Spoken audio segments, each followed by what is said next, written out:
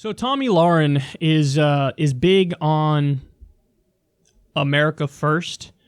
She loves the idea of incentivizing companies to create jobs here as opposed to outsourcing jobs. And that's something I happen to agree with her on. And we've spoken about that quite a bit on this show, how we should make it so that our trade policies don't screw over workers in this country. And labor should have a seat at the table for all these trade deals and these negotiations.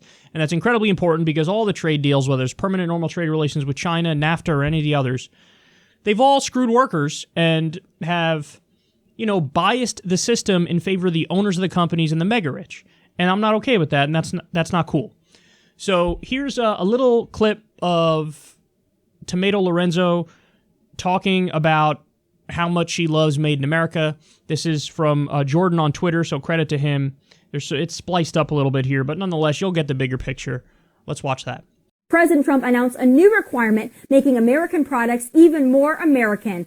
As it stands, products used for government projects can carry the Made in America label with parts made of 50% foreign components, but not under this president. Trump signed an executive order raising the percentage of American components to 75%. That's right, baby. Made in the USA. He talks the talk and walks the walk. America and Americans first. We should come first in our own dang country, and under this president, we do. And they too want Made in the USA to mean something again. Problem is, without country of origin labeling on our beef products, we are allowing greedy meat packers and foreign beef to flood our markets, our grocery stores, and our American family tables. In the spirit of Made in America, let's change that with the stroke of a pen. Much like you did with your Made in America executive order on Monday, you could reinstate country of origin labeling on our beef products. And that alone would be game-changing for our American ranchers who do not want a handout or a subsidy, just the ability to differentiate their beef from the foreign stuff coming over here without a label. But hey, those are my first thoughts from LA. God bless and take care.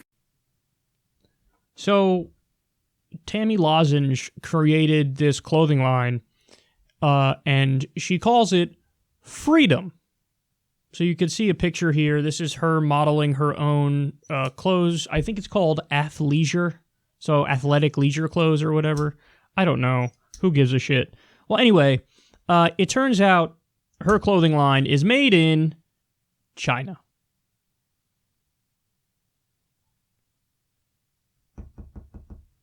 Guys, let me be clear about something.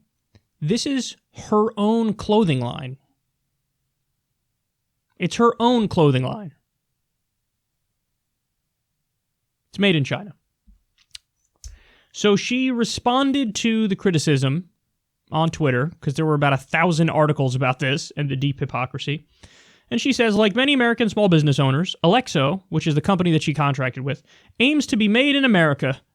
We are working hard. We are working towards that. A message from Alexo CEO Amy Robbins. We had to make a decision that millions of American companies, especially small business owners, must make when starting a business and go with the American-based company that happened to have their manufacturing facilities overseas. Due to the increased labor costs and the heightened regulations, many U.S.-based manufacturers we were left with little option but to manufacture overseas to start out. We're working diligently to bring our manufacturing back home to the U.S. and work with other hard-working companies that pride themselves in integrity and quality. The line in there that pissed me off the most is high labor costs and heightened regulations. Increased labor costs and heightened regulations. So just so you know, increase labor costs, you know what that means? That means like, hey, if we made the products in America, we would have had to pay the people a living wage.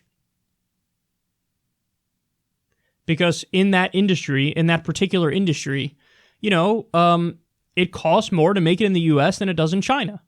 And the idea of heightened regulations as well, they could be referring to like child labor laws. It's possible that you have very, very young people working in the factory in China making this particular line of clothes. Yes, in the U.S., we don't allow children to work, And in the U.S., we like to have at least some bare minimal standards when it comes to working people. So they're admitting in their response to the controversy that, yeah, we'd have to pay people a little bit too much here. And by the way, how much? I don't know. They're probably thinking like $10 an hour is too much, which actually isn't even a living wage. They'd rather pay somebody like $1 an hour or whatever the hell it ends up being in China. And maybe even, it could even be people who are underage. But that's what they're saying. They're saying, sorry, it's increased labor costs and it's heightened regulation. That's the reason we got to go overseas. And they also said it's every small business faces this in this country. No, small businesses are usually localized. So small businesses usually are run by people who make a middle-class income, and they have maybe 2 or 3 people working for them, and it's all people from the town, from the city that they're in. This idea that, oh yeah, all small businesses sit down and they're like, when can we outsource our production to China? That doesn't happen. So she's doing the exact same thing that she rails against. The thing that she rails against is these companies outsourcing jobs, and yeah, Trump is fighting to get the jobs made here, and then she launches her athletic wear line, and it's immediately just outsource all the jobs to China, and then respond to the controversy by saying, well, what do you mean? We have regulations here. We have minimum requirements in terms of pay, and I'd rather not deal with that. Well, then I hope Donald Trump slaps a tariff on your sorry ass.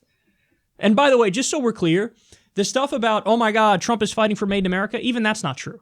It's not true because Donald Trump, he did this like symbolic Made in America week where he had these people come to the White House and they, here's my invention and we make this product all in the United States of America and so on and so forth. But he didn't not sign an executive order, which could have mandated by law that the federal government only buys products made in America. He didn't sign that. He's still keeping in place the same policy that was in law even under the Obama administration where Made in America means us and all of our allies. So technically you could have something that's made in Israel, or even China, because they're, on paper, they're still an ally, even though we're having a trade war with them at the moment. So you can have something made in China, have something made in Israel, have something made in any of the other countries that we're buddy-buddy with, and that counts as Made in America, and the federal government can buy all that stuff. No. The federal government should only use products that are literally made in America. And would that help our economy? You bet your ass it would help our economy. The federal government has to buy a lot of stuff. A lot of stuff. So if he signed that executive order, then I would be giving him credit. Because he would deserve credit in that instance. But he's not doing that. And just so we're clear, his tax bill, the Republican tax bill that he signed and he pushed for and he was in favor of, that incentivized outsourcing. It incentivized outsourcing. So it's all nonsense where he's doing this symbolic, like, oh yeah, I'm all pro-American and Made in America and all this stuff, and then doesn't do any of the actual policies that would really move us in that direction. And what Tomi Lahren is doing here is perfectly indicative of that same mindset, where she uses it as a talking point.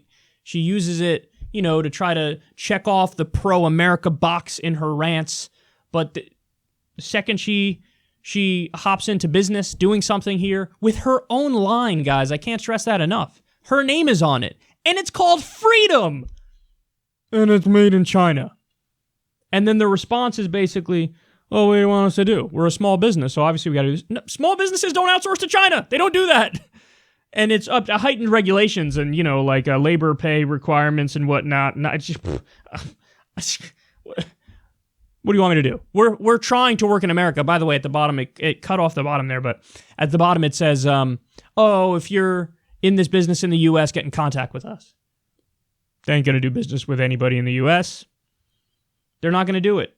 I'm predicting now that they won't do it because it would cost a lot more money to manufacture here in the U.S., which means they'd have to charge even more money. And by the way, it's not cheap. Even though it's being made in China right now, it's not cheap. So the large profit margins on this stuff. But if they made it here in the U.S., it'd be a smaller profit margin. And my guess is she is not okay with that. So what do you know? Turns out another conservative is a giant fraud.